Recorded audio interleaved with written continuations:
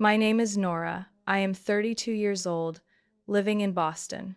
6 days ago, I stood alone at the funeral of my husband David, the only man who ever loved me without demanding that I become someone else. The rain poured down. The biting cold was nothing compared to the emptiness inside my chest. As the coffin was slowly lowered into the ground, I turned around and saw no one. No parents, no sister, no friends. The seats reserved for my family were completely empty. I bent down to scoop a handful of dirt. My hand was trembling. And just as I let it fall, covering the coffin with the very first grains of soil, my phone buzzed. A message from my mother. Nora, come home right after the funeral. We need your signature for something important. Don't make things hard for Rachel. That was it. While I was burying the man I loved, they were preparing an engagement party for my sister, Rachel, and demanding my signature on some mysterious paperwork. On the very same day, my husband died. What would you do if your entire family turned their back on you at your darkest hour? Have you ever felt utterly alone even while your relatives were still alive? Leave a comment if you've ever known the pain of abandonment. Hit like and subscribe so you can follow me as I uncover the truth hidden behind that lonely funeral, because what happened afterward was even more cruel. I met David when I was a sophomore at the University of Massachusetts. That day, I was struggling in the library, trying to reorganize a pile of psychology research papers, when he bumped into me at the narrow aisle between two shelves. My folder slipped and scattered all over the floor. Instead of muttering a quick apology and walking away, he crouched down with me, picking up each sheet carefully, his eyes never leaving mine. "Writing a paper? Looks stressful," he said with a gentle smile, handing me a notebook. I nodded faintly, not even able to answer before he continued.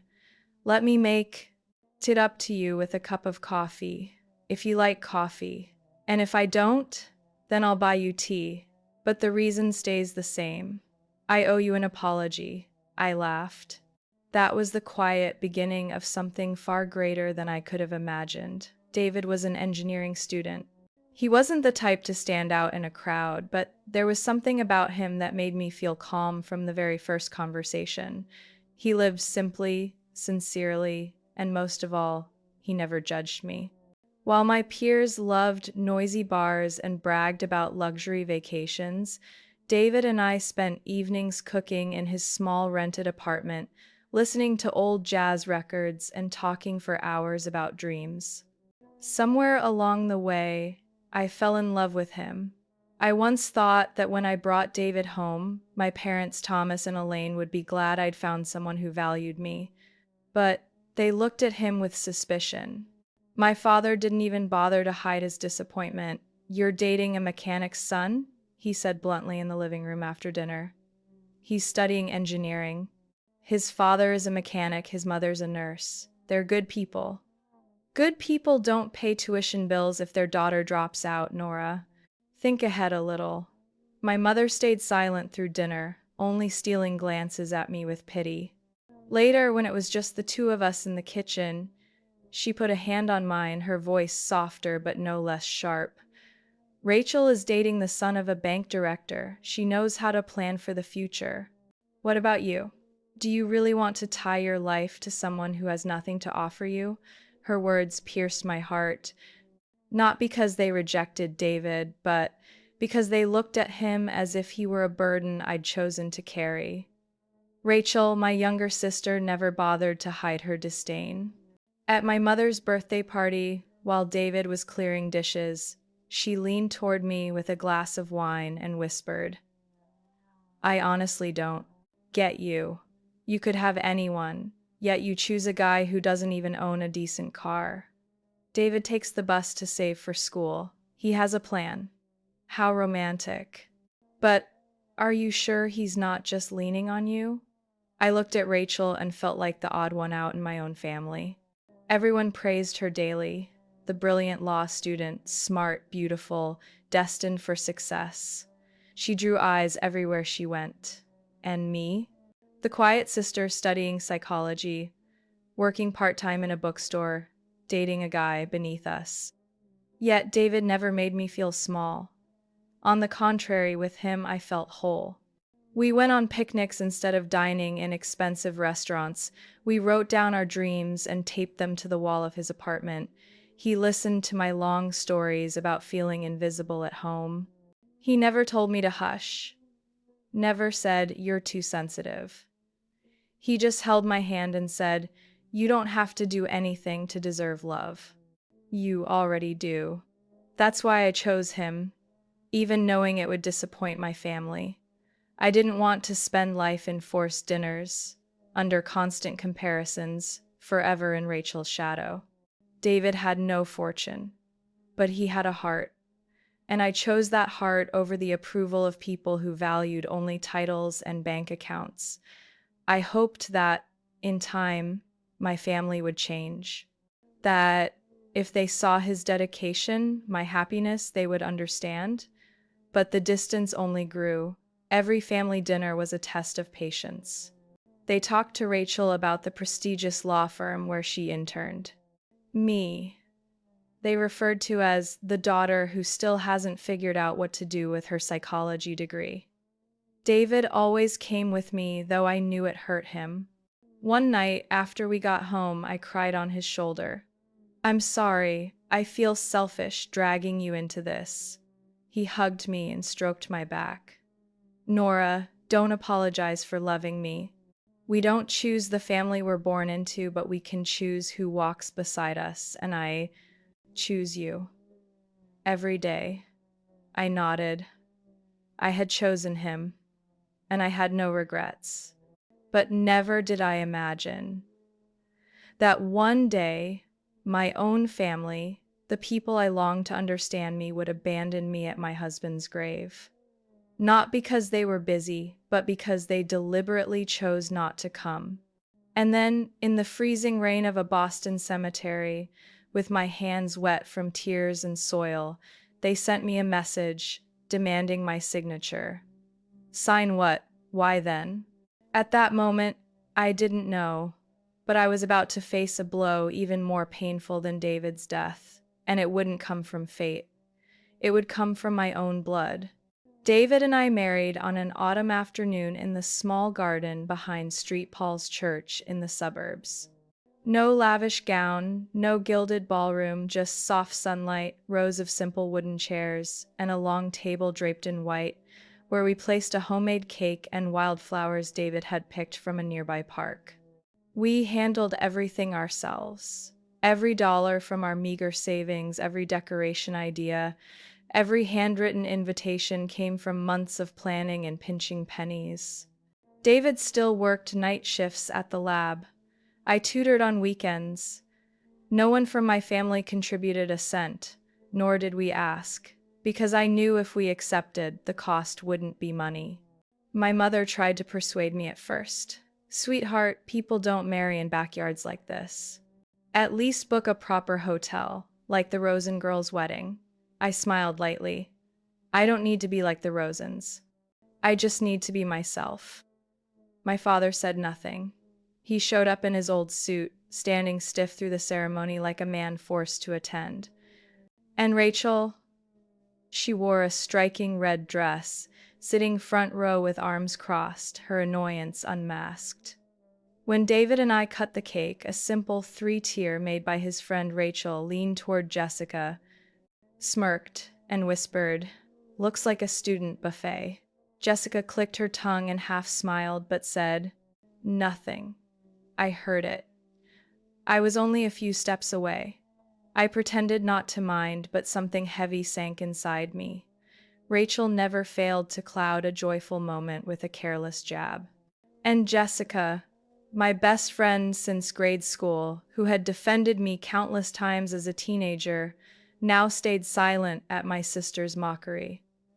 David squeezed my hand tightly as we stepped up to say our vows. "No one out there matters more than you," he whispered. I nodded, no words needed, because in his eyes I was never Rachel's shadow, and that was enough to keep my smile through the day. After the wedding, we moved into a small two-bedroom apartment near downtown. It had a tiny balcony facing the park, a kitchen just big enough for two, and a living room with a second-hand sofa I'd found at a flea market. We made it a home with simple touches, framed wedding photos, plants David tended daily, a reading lamp I installed myself. Married life wasn't easy. We juggled bills, calculated each shopping trip, argued over chores like dishes or trash, but not once did I feel regret. Not one day did I think I'd chosen wrong.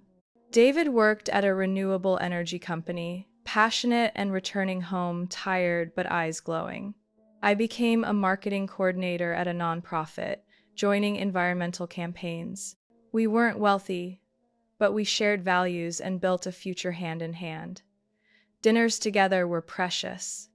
I told him about an elderly couple who donated to a tree planting campaign. He told me about wind turbine projects in Vermont. Between cheap wine and homemade pasta, we realized marriage didn't need grandeur to be joyful. My family rarely asked. Mother claimed she was busy house hunting with Rachel. Father texted holiday greetings, dry and scripted. Merry Christmas. Stay healthy. Rachel's success only made them forget I existed. Jessica still messaged, but less. She appeared often in social photos with Rachel at upscale events, lawyer galas, networking parties. Her texts to me became shallow. "How have you been? Work okay?" I still replied, but felt the distance growing. When you become a side character in the life of someone who once called you best friend, silence becomes normal. One evening, I invited Jessica for dinner. David cooked my favorite beef stew. I baked apple pie. She arrived an hour late, no apology, and sat with unease. "Rachel's about to be promoted to full attorney," she said mid-meal. "So fast." I set my spoon down, smiled. "Good for her." "You're not jealous?" I lifted my eyes. "Jealous of what? I have David and the life I want." "Success means something different to everyone, right?" She lowered her head. That night I understood. Some friendships don't need conflict to end. They simply fall out of rhythm. Still, we lived peacefully. A small apartment, ordinary jobs, walks in the park, fixing a broken bookshelf together, evenings reading side by side in silence. Someone once said, "Happiness is being yourself with someone who never wants to change you." David was always that person. But then, a storm came, not from outside, but from within my own family. It began at a family dinner where I expected warmth, but left with a fractured heart. Rachel announced, Bradley proposed. We're planning the engagement next month. At the Fairmont, of course. Applause erupted. My mother hugged Rachel with pride. My father nodded and said, "Finally, a proper wedding for this family." I looked around, no one turned toward me or David, and I realized, to them, my wedding had never been a wedding. One evening, walking in the park, David stopped, clutching his stomach, grimacing. I thought it was indigestion, urged him to rest. But days later, the pain returned, with fatigue and weight loss. I begged him to see a doctor. He chuckled. "Probably just my stomach. I've been eating irregularly." But my gut told me something was wrong, and I was right. We sat in an oncologist's office at Brigham and Women's Hospital on a Tuesday afternoon. The sterile white walls, the blinding lights, the loud ticking clock, the doctor didn't soften it. "David has stage 4 pancreatic cancer." I was stunned. David sat frozen, his hands gripping the arms of the chair. I looked at him, waiting for his reaction, but he only whispered, "How much time do I have left?" "We can't say for sure, maybe 6 months. If he responds well to treatment, it could be longer, but it's not curable." We left the hospital without saying a word to each other. Neither of us wanted to be the first to break the silence. Only when we got home did I rest my hand on his back, feeling his shoulder blades jutting sharply beneath his shirt. He turned to me and said, I'm sorry, Nora. Sorry for what? For leaving you. I held him tight, burying my face in his chest, unable to say a word. My throat closed up. I didn't cry in front of him that day, not because I was strong, but because I knew he needed someone steady, not someone collapsing beside him. I filed for long-term unpaid leave. My boss agreed immediately once he heard the situation. I rearranged my entire life sleep schedule, meals, personal time into a treatment calendar, tracking symptoms, planning nutrition, reading everything about pancreatic cancer as if I were cramming for a life or death exam. Every morning, I drove David to chemotherapy. I sat in the hallway with a thermos of hot porridge, a warm towel, and honey lemon water. After each session, he vomited violently, unable to eat, so drained he couldn't form a sentence. I fed him spoon by spoon, washed him when he couldn't make it to the bathroom. Each day became a cycle of medication, panic, and fragile hope. I called my mother, told her the situation. She was silent for a moment, then said, "That's unfortunate, but don't dramatize things too much. Men always have weak stomachs. Focus on Rachel. She's about to get engaged to a brilliant lawyer. Don't let sickness drag down the family's atmosphere." I froze. I'm talking about my husband's life and death. Yes, I understand. But don't lose perspective. There are bigger things to worry about. And my father? He sent a one-word text. Try. Rachel, she said nothing. She was busy with her engagement photo shoot at the Fairmont, where she had already booked her party. During one brutal week of side effects, I stayed up 2 nights straight, watching David for signs of dehydration. I knew if I took him to the ER, his insurance wouldn't cover everything. I agonized over every pill, every trip, every call for community health assistance. Each month, our account drained. I emptied the wedding savings we hadn't touched. Still not enough. One morning, while making chicken porridge, the phone rang. It was Helen, David's mother. "Nora, we're driving up to Boston." I froze. Driving? From Ohio? Yes. The car's old, but your father-in-law and I want to help. We can't let you handle this alone. I stood in the kitchen, hands trembling. I felt I wasn't completely alone. They arrived the next afternoon, weary but carrying bags filled with food, pillows, blankets, herbs, and ginger tea Helen used to make whenever David caught a cold. They sold their pickup truck to cover temporary housing and part of the medical bills. Not one complaint, not one reproach for me not calling sooner.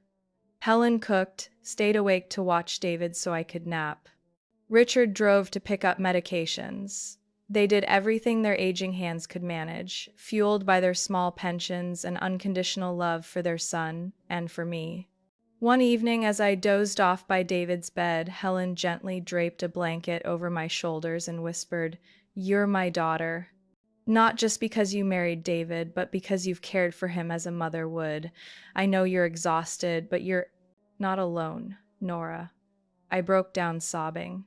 Not from weakness, but from finally feeling understood and trusted, something I never felt from my own family. David drifted between lucidity and haze.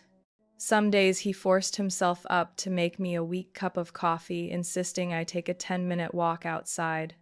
Some nights he gasped for breath, needing more morphine, and I lay beside him, listening to each weakening breath as my chest clenched.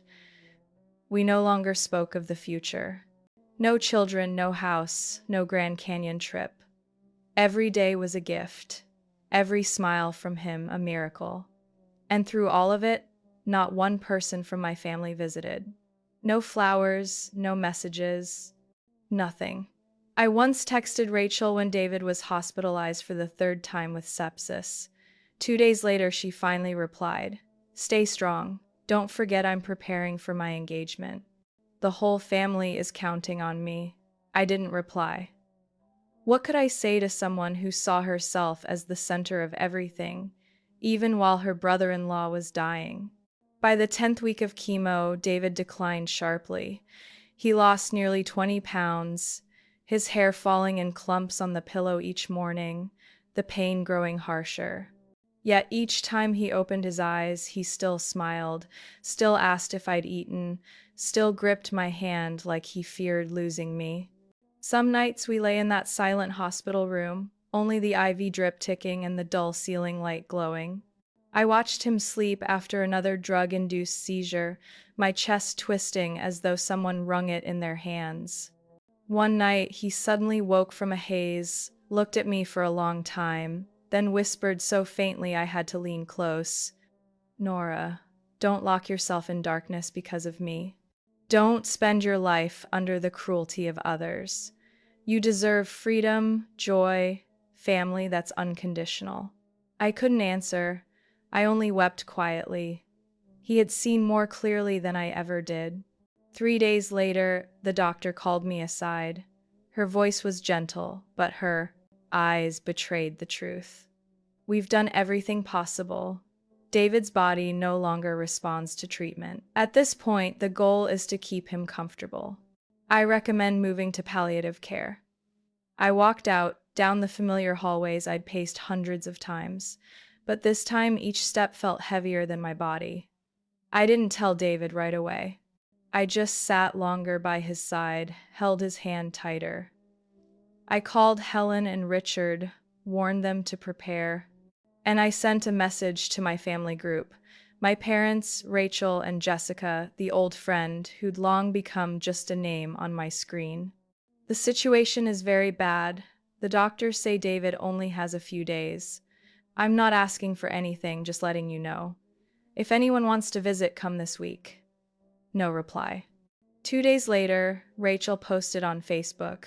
New photos at the Fairmont, her engagement gown sweeping the floor, a ballroom glowing gold, champagne in hand.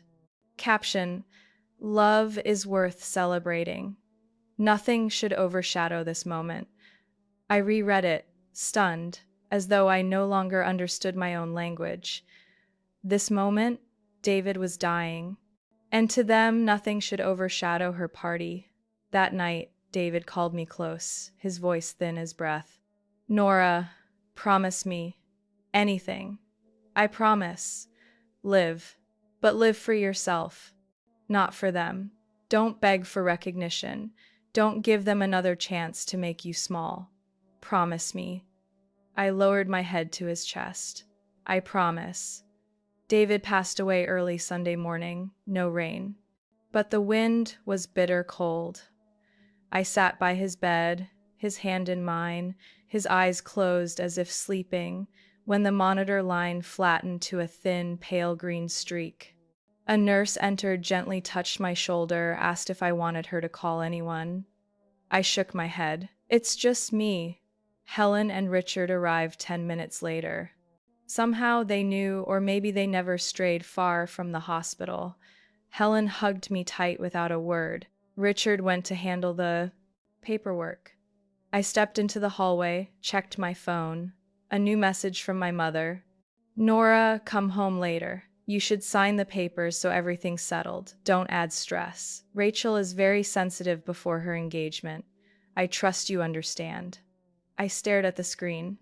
My husband had been gone less than 30 minutes, and what my mother thought of was paperwork, Rachel's sensitivity. I didn't reply. I powered off my phone. The funeral was held 3 days later. At a small church outside Boston, David had loved its quiet peace. I chose his favorite blue shirt to place in the coffin. I wrote the eulogy overnight, unable to stop the tears. His colleagues from the energy company came in large numbers. They brought flowers, shared stories, how he always brought coffee on Monday mornings, how he fixed the office AC himself in summer. A young woman said, "He was the only one who asked me every day if I was okay." And my family, not one showed up. No apology, no condolences, no flowers, no calls. They didn't disappear. They simply chose to be elsewhere. That night, Rachel live-streamed her engagement party, glittering lights, laughter ringing. In one clip I accidentally saw, she raised her glass and said, "Today is the best day of my life." I sat on the church steps, alone, as a light drizzle fell. My phone buzzed, missed call from Jessica.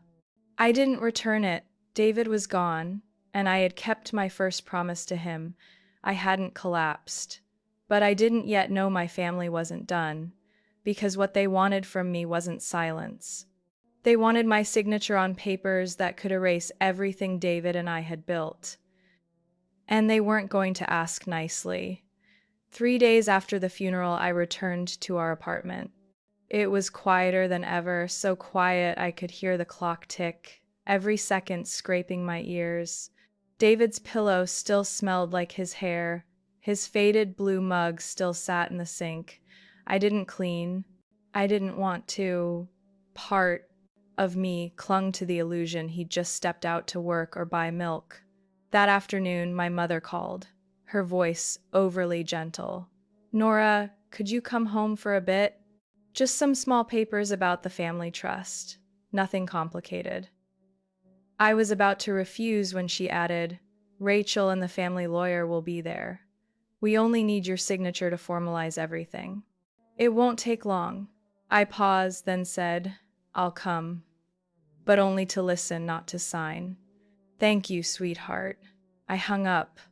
Not because I wanted to help, but because instinct told me something was wrong. I texted Ethan, David's former colleague in the finance and legal department at the energy firm. We weren't close, but he had visited David in the hospital. I remembered his respectful manner and sharp grasp of the law. I wrote, "Ethan, I need help. My family wants me to sign some papers after David's death. Could you review them? I don't trust them." Within 10 minutes, he replied, "Send me scans if you have them. If you haven't signed yet, do not sign anything. I'll review and call you." The next day, I went back to my parents' house, the place I grew up, where Sunday pancakes once smelled through the kitchen curtains. But now, it no longer felt like mine. The house hadn't changed. I had. I sat across from Rachel and my parents in the living room. The old wooden table had been replaced with glass. A new sofa, likely for wedding guests. My father opened his leather briefcase, pulled out a stack of neatly clipped documents. "Nora, this is the updated trust. We've adjusted some points for the new situation. Everything is proper. We just need your signature to make it valid." I held the stack. It felt too thick for a simple update. I flipped the first pages, saw clauses about transfer of beneficiary rights and a term I'd never heard, temporary civil real estate authorization. I looked at my father, then at Rachel, sipping tea, with feigned indifference. "What's this clause?" I asked, pointing at the bold section. My father hesitated. Rachel spoke instead. "Oh, that's about your apartment. Since it was originally in Dad's name during the mortgage, on paper it's still part of the trust. We just need to consolidate for consistency." I sat up straight. That apartment, David and I paid the mortgage for 4 years. Dad only put his name on the loan because David's credit score wasn't high enough at the time. Every bill, every payment, every piece of furniture inside, that was all paid for by me and my husband. Rachel gave a cold smile. "We all know the law doesn't care who bought the sofa." I stared at my mother. "Why now? Right after my husband passed away?" She sat calmly, only saying, "We need to straighten out property matters before starting a new chapter. You should think ahead. Living alone in that apartment isn't good. Moving back home would be better." I gripped the papers tightly in my hand, then stood up. "I'm not signing anything. I'll have a lawyer review all of this." Rachel shrugged. "Up to you. But sooner or later, it has to be done." I left without saying goodbye. That night, I scanned the documents and sent them to Ethan. He called me back in less than 2 hours. "Nora, I'll be blunt. This is a deliberate legal transfer scam. If you sign, you'll lose your rights in the family trust, which means all inheritance rights if your parents pass away, including cash, real estate, and stocks. Worse, your current apartment would legally transfer under their control. That means they could evict you anytime." I went silent. That's why they need your signature, because on the mortgage, you're not the legal owner. But since you're living there, they need your consent to erase that standing. My voice broke as I asked, so they waited until David died to do this? Ethan didn't answer. He didn't have to. His silence was the harshest confirmation. 3 days later, I received an overnight delivery. It was from the law office representing my family. Inside was a copy of the contract they had prepared, along with a short letter. Dear Nora, signing this would be a gesture of goodwill. If you refuse, the family will have to consider other legal steps to protect the integrity of the trust and its related assets. Please think carefully. I sat quietly at the dining table, the letter in front of me. I thought of David, of the years we scraped to pay every installment, every utility bill, every plumbing repair. I thought of his final look at me. Don't let them strangle your life anymore. I called Ethan back. I want you as my legal representative. I want to gather every payment record for the apartment. And I want a legal counter to this scheme. He only said one line, perfect timing. I was waiting for you to say that. 2 weeks after I officially gave Ethan legal authority, things seemed to settle down. I spent most of my time compiling the apartment's financial records, sorting utility bills, matching every transaction David and I had made over 4 years. I didn't cry every night anymore, but my sleep was still restless. Dreams dragged me back to the night David held my hand for the last time, whispering with tired but unyielding strength, "You don't have to endure them anymore." That afternoon, Ethan sent me an email with a quiet subject line, "Nora, you need to see this." Inside was only one sentence. "A friend happened to send me this video. Decide for yourself what to do with it, but I advise, brace yourself." I opened the file. The video was just over 3 minutes, recorded on a phone, the angle a little tilted, the image grainy, but the sound was painfully clear. It was the grand ballroom at the Fairmont Hotel, the high ceiling glowing with golden light, tables covered in white cloths, crystal glasses clinking amid jazz music. The camera pointed toward the center table, where Rachel stood holding a microphone. In a white-fitted dress, blonde hair curled, lips painted bright red, my sister raised her glass and laughed. It's so wonderful to finally enjoy a family event without anyone dragging down the mood with tragic illness stories. The guests laughed. A man in a blue suit, Rachel's new fiancé, leaned against her shoulder, whispering something that made her laugh louder. Then Rachel's voice rang out again, even clearer. "Well, David really did pick the perfect time to die. At least he didn't ruin my wedding. Truly grateful." The whole table erupted in laughter. I thought I misheard. But the sound kept going, sharp and unmistakable, like a curse whispered directly into my ear. My mother sat beside Rachel, nodding, smiling, patting her daughter's back. She turned to my father, murmured something, and he clinked glasses with a casual smirk, as if enjoying a pleasing play. And then, a voice I knew all too well. High-pitched, a little shrill but unmistakable. "Jessica." She sat 2 seats away, lifting her glass. Nora always thinks she's the main character in some tragedy. In high school it was grades, in college it was not being invited to the gala, now it's her sick husband. She never understood that nobody wants to live forever under someone else's shadow. Glasses clinked. Another voice, face unseen, added, "Maybe she should learn to stay quiet during celebrations like this." I stopped the video. I couldn't watch another second. My whole body turned cold. I didn't feel anger right away. The first feeling was emptiness. The kind only betrayal can bring. Not from strangers. From people who once touched my forehead when I had a fever. Who once drove me to piano lessons. Who once held my hand at graduation. I sat on the living room floor for nearly an hour. The laptop screen gone dark, but my mind frozen at Rachel laughing about David. Dying at the right time. Finally, I called Ethan. My voice was hoarse. "Can you keep the original video safe for me? I might need it later." Are you okay? I'm not sure, but I won't be weak again. 3 days later, I got a text from Jessica. Just 4 words. Are you okay, Nora? I didn't reply. An hour later, she sent a voice message.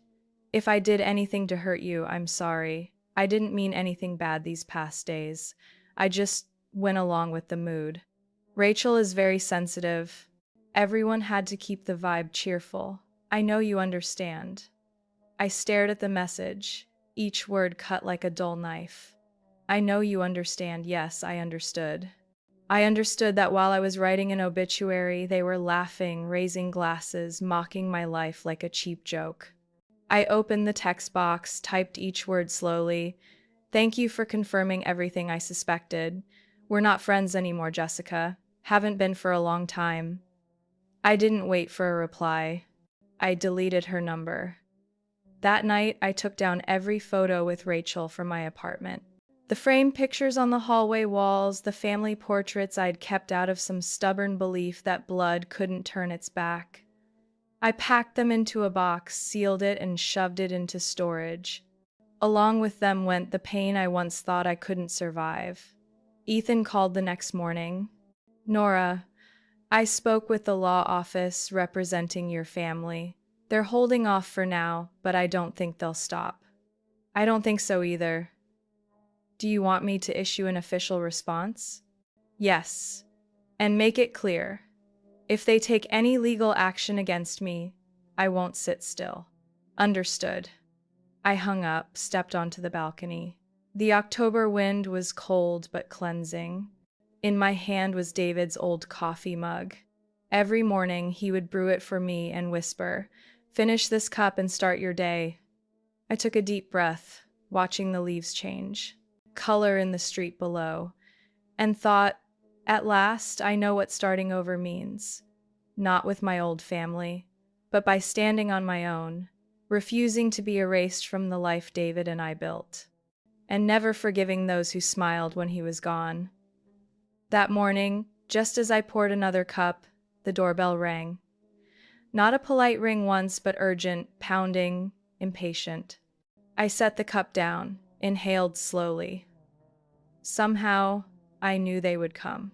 When I opened the door, I saw the familiar faces. My parents, Rachel, her lips painted scarlet as if she'd just left a wedding, and Jessica, the traitor, in a faded cream coat but wearing the same smug look, as if I were the one who needed them. My father spoke first, voice trying to sound gentle. "Nora, sweetheart, we need to talk. About the trust in the apartment.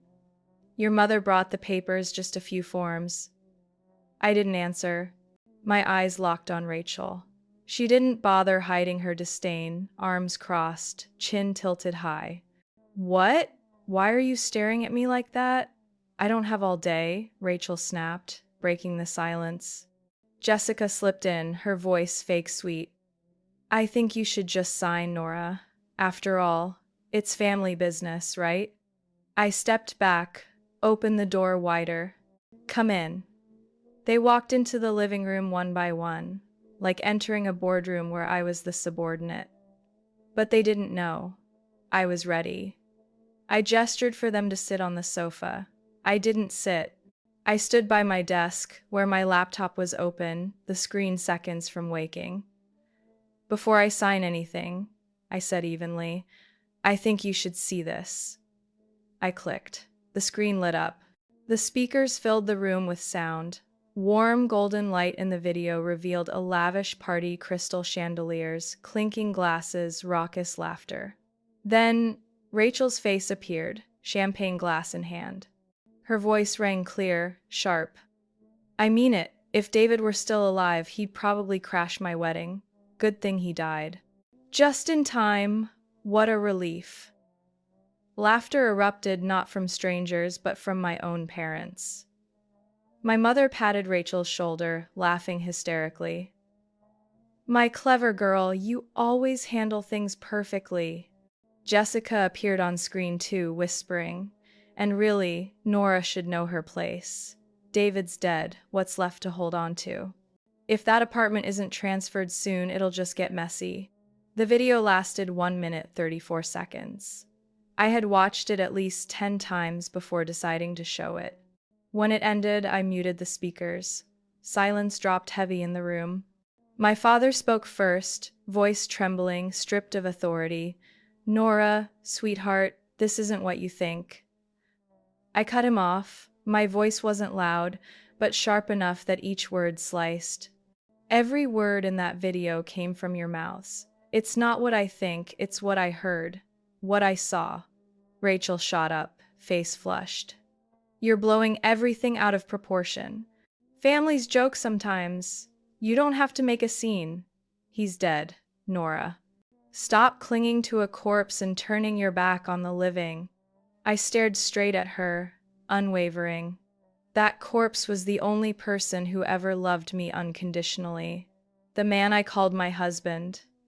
And you? You buried me a second time at that party, that apartment David and I bled for it, and you dare call stealing it family business? Jessica tried to interject. "Nora, it was just a joke. Everyone was a little drunk that night." I turned, pointing toward the door. "Get out." Jessica froze, eyes vacant.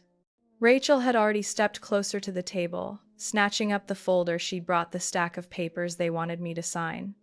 "You've lost your mind. What do you think you can do? The law is still on the family's side. You have nothing, no one left." I looked at her, her face wet with tears, but my eyes were dry. I don't have a family anymore. The only people who ever treated me like a daughter are David's parents. You're the ones who dug a hole so deep it can never be crossed again. And you're the ones who threw away every last chance into it. Rachel screamed, hurling the folder to the floor, papers scattering everywhere.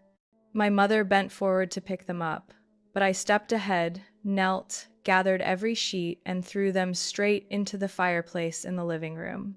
Flames leapt, pages curling black, then falling into ash. My father looked like he wanted to step in, but he froze when he saw my eyes. Gone was the timid, eager daughter who once craved their approval. The woman standing before them now had lost too much but gained a cold clarity. "I said it already. Get out." The three of them stood in silence a few seconds more. Then, like actors with no stage left, they left my home quietly without an apology, without a glance back. The door slammed shut behind them. But this time, the sound didn't hurt. It felt like a period not for a conversation, but for a whole chapter of betrayal, exploitation, and distorted expectations that had been forced on me my entire life. I stood there, watching the flames lick the edges of the last page. The room was silent, but inside me everything began to move. I had nothing left to lose. And I had never been clearer about what I would do next. It took me weeks after that confrontation to regain a normal rhythm of breathing.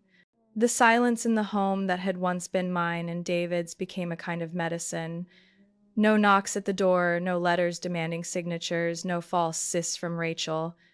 Only birds in the morning, sunlight pouring through the kitchen window, and the stillness that forced me to face myself. One rainy evening, sitting in my armchair wrapped in the wool shawl David had bought on a trip to Asheville, something inside me finally broke open. Not out of hate, not out of rage, but a hollow grief, deep as a chasm. No one left to be angry at, nothing left to hold on to. I began therapy after Ethan, the only person in my family who still carried any decency, gently said, "You need space to be yourself, not to be strong for others." That first session tightened every muscle.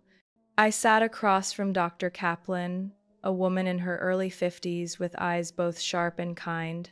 She didn't ask about Rachel or the video.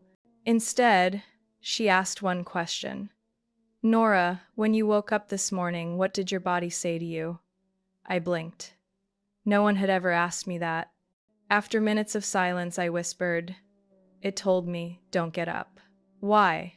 "Because there's no one left to cook breakfast for, no one to tell stories to, no one who needs me anymore." and I broke down. But it was the first time I cried not out of anger, only because the pain had finally been released, like a breath. I joined a widow support group, meeting once a week at a small church near Silver Creek Lake.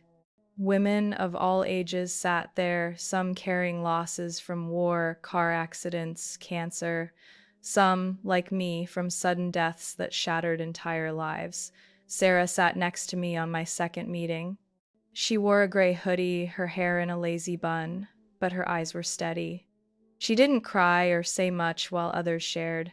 Only when I described a dream of David holding my hand on a pine hill before vanishing into fog did she speak softly.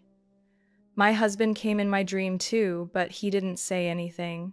He just stood at the door, like he wasn't sure if he should step inside. I turned to her. No words were needed, we understood.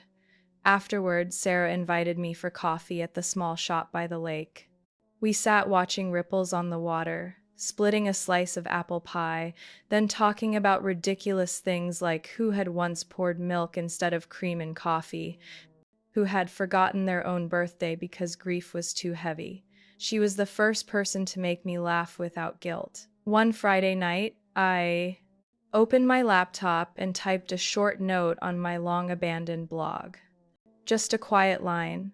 I lost my husband on a rainy afternoon, and to this day, I still keep the umbrella he held that day. No hashtags, no photos. The next morning, over 300 shares. Strangers from everywhere left comments. A woman named Linda in Arizona wrote, "Your words remind me of Jack, who held my hand for 42 years. Today I'll take out his old shirt and fold it more carefully." I cried. For the first time, I realized something simple. My grief wasn't weakness. It was a language thousands of others spoke, though they hadn't given it voice. That's how Widow's Window was born. I never planned it. But each week I wrote one more post, then another. Slowly, thousands followed. Widowers, children missing parents, even people who had lost no one but felt lost themselves. David's parents visited one late afternoon. Without warning, I was watering lavender when I heard a voice at the gate. "Sweetheart," Irene said, her voice trembling. "Can we give you a hug?" I nodded, tears spilling as she wrapped me tight. Harold stood beside her, placing his hand on my shoulder, nodding silently the way David used to when words failed him. We sat in the kitchen.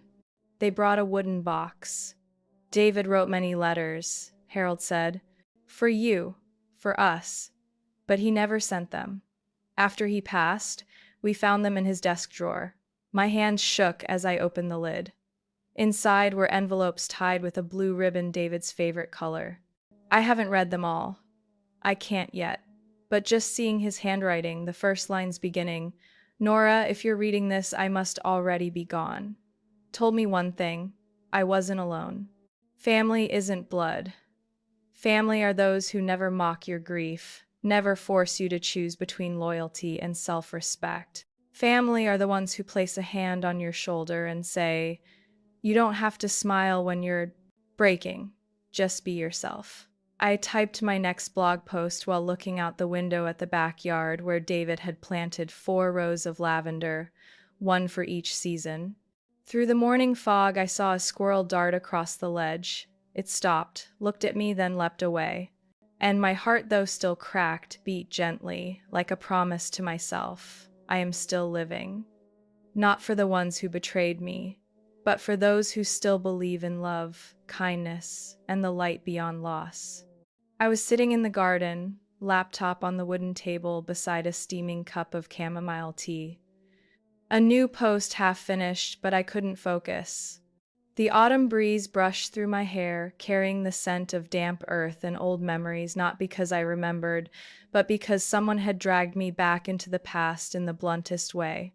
That morning, a text came from an unknown number. A screenshot of a news article. Young entrepreneur Rick Harding, arrested for investment fraud, facing federal charges. Below was a photo of Rachel beside him, at the engagement party she once flaunted at me like a slap in the face. I didn't feel triumphant. only empty.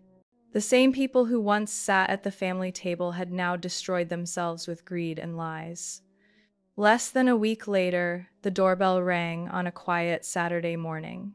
Through the glass, I saw my mother thinner, shoulders hunched in an old coat. Beside her in the car was my father, looking weary and almost regretful. I didn't open right away, but I couldn't ignore it either. I cracked the door, leaving the safety chain on. My mother looked up, voice shaking. "Nora, your father needs to see you. He's very sick. It's his heart." I looked into her eyes and saw something wavering. Not quite a lie, but not pure truth either.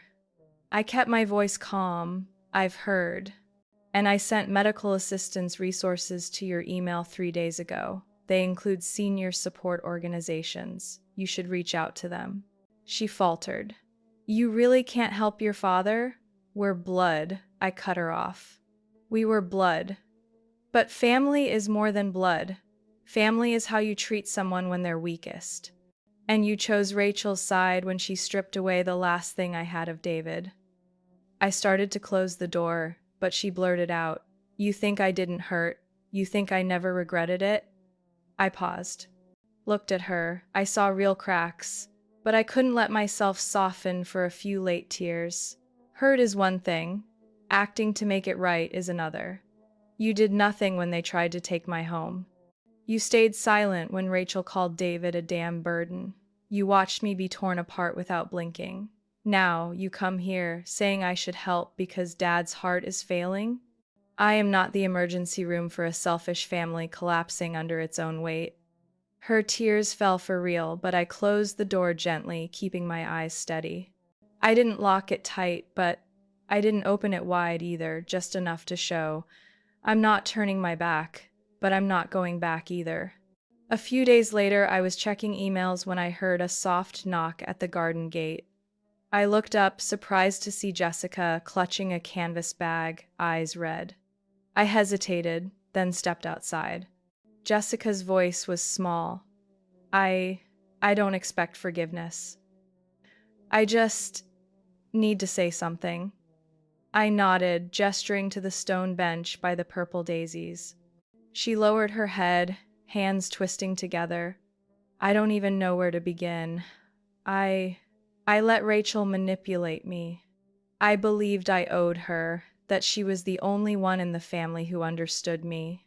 I stayed silent when you needed someone to defend you, because I was afraid that if I stood by you, I'd be pushed out too. I listened quietly, no interruptions, no judgment. She went on, "I've been reading your blog. I never thought you'd be that brave. You write about pain not to attack, but to heal. I see myself in every line." I kept telling myself, no one knows Rachel like I do, but I still let her pull me along. I set my teacup down and looked straight into her eyes. "You don't need to apologize for being hurt, but you do need to take responsibility for staying silent when you saw someone else being hurt." Jessica's tears fell as she nodded gently. "I'm willing to do anything to prove I've changed. Not for you to forgive me, but so I can look at myself without shame." I said nothing more, but inside, something loosened, light as the breeze brushing through the trees at dusk. I hadn't forgotten what had happened, but I no longer let it imprison my heart. Jessica left after an hour sitting in the garden, more silence than words. When she stepped out the gate, I went back inside, opened my laptop, and typed a new title: "Family doesn't die, it just gets lost." Not everyone finds their way back, but some will. And I no longer lived in waiting, I lived in peace. Under the soft light of a late spring afternoon, I stood in the little garden behind my cozy wooden house, a home I had chosen for myself after years of living under someone else's arrangements. In my hands was a bundle of freshly cut lavender, its fragrance drifting into the air like tender whispers from memory. 2 years had passed since David left this world. At first, it was endless darkness, days when breathing felt impossible, but slowly I learned how to live again. not just to survive, but to truly live, awake and with choice. I was no longer the woman who tried to please her parents, who was belittled by her sister and relatives, who collapsed under the cruelty of fate. I was now Nora, a woman who writes about healing, who leads small workshops for those who've lost loved ones, who has learned how to love unconditionally, but not to forgive too easily those who once destroyed my trust. That afternoon, I prepared for something special. The second anniversary of David's passing. I didn't call it a death day. For me, it wasn't a day to cry, but a day to remember and to live the way he had wanted me to. David's parents, the Thompsons, arrived early, carrying the apple pie his mother always baked when David came home as a boy. She hugged me tight as she walked in, saying nothing, just pressing my shoulders as though she wanted to speak for her son. "You still water the flowers every morning, don't you?" she asked, her eyes drifting toward the rose trellis by the porch.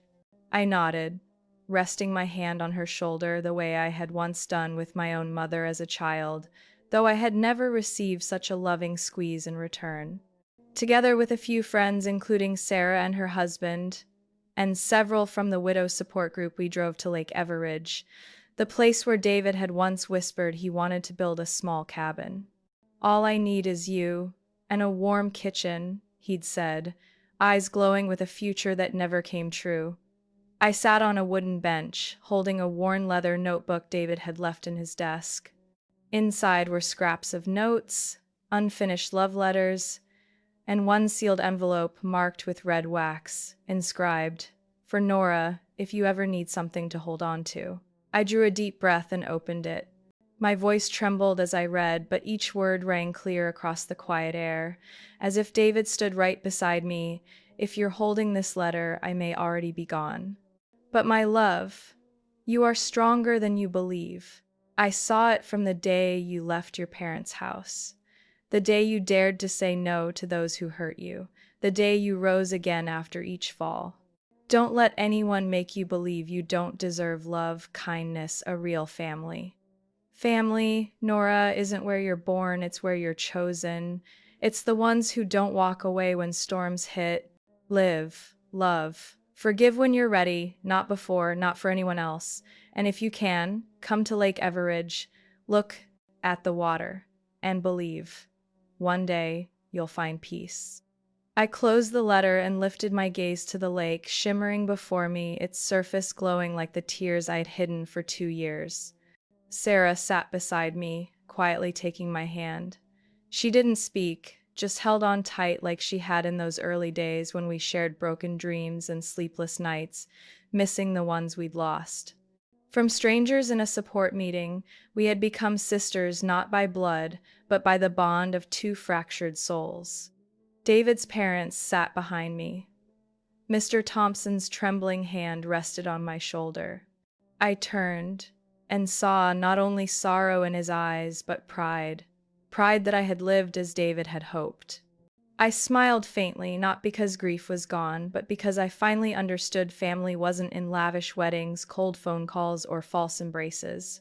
Family was a friend who didn't hesitate to call me at 3 a.m. because she knew I'd be awake. Family was my mother-in-law texting me just to ask, "Did you eat dinner?" Family was when companions became a refuge on days when my heart wavered. I rose, walked to the lake's edge, and let lavender stems fall into the water one by one, like fragments of memory drifting away. Not to forget, but to make space for what was new. Behind me came laughter, gentle, warm. Sarah was telling a story that made everyone laugh. I turned back and saw them, the people who chose to stay, not out of duty, not from blood ties, but from love. I faced the lake again. My heart pulsed with a soft beat. I whispered not for anyone, just for myself and the man who had once been here. Family isn't blood. It's the people who choose to stand by you when you need them most. And I smiled light, at peace in the embrace of those who weren't my kin, but who knew me better than anyone who had ever called me daughter. If you've come this far with me, perhaps you felt it too, that life doesn't always go the way we hope.